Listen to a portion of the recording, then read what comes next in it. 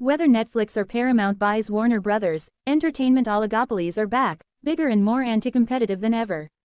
By Matthew Jordan, University Park, PA. News of Netflix's bid to buy Warner Brothers last week sent shock waves through the media ecosystem. The pending $83 billion deal is being described as an upending of the existing entertainment order, a sign that it's now dominated by the tech platforms rather than the traditional Hollywood power brokers.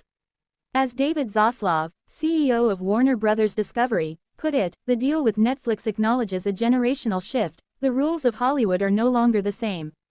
Maybe so, but what are those rules? And are they being rewritten, or will moviegoers and TV audiences simply find themselves back in the early 20th century, when a few powerful players directed the fate of the entertainment industry?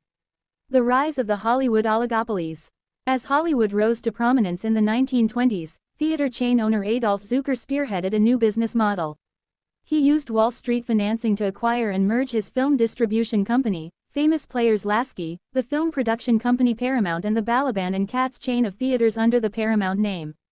Together, they created a vertically integrated studio that would emulate the assembly line production of the auto industry. Films would be produced, distributed and shown under the same corporate umbrella. Meanwhile, Harry, Albert, Sam and Jack Warner, the Warner Brothers, had been pioneer theater owners during the Nickelodeon era, the period from roughly 1890 to 1915, when movie exhibition shifted from traveling shows to permanent, storefront theaters called Nickelodeons. They used the financial backing of investment bank Goldman Sachs to follow Zucker's Hollywood model.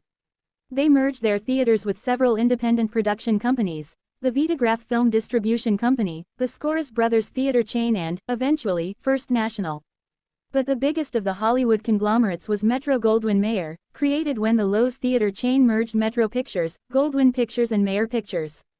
At its high point, MGM had the biggest stars of the day under non-compete contracts and accounted for roughly 3/4 of the entire industry's gross revenues. By the mid-1930s, a handful of vertically integrated studios dominated Hollywood: MGM, Paramount, Warner Brothers, RKO and 20th Century Fox, functioning like a state-sanctioned oligopoly.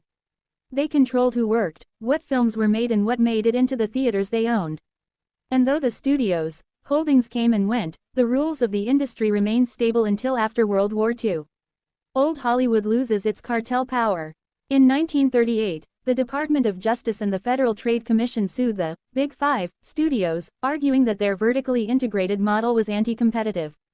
After the Supreme Court decided in favor of the U.S. government in 1948 in what became known as the Paramount decision, the studios were forced to sell off their theater chains, which checked their ability to squeeze theaters and squeeze out independent producers.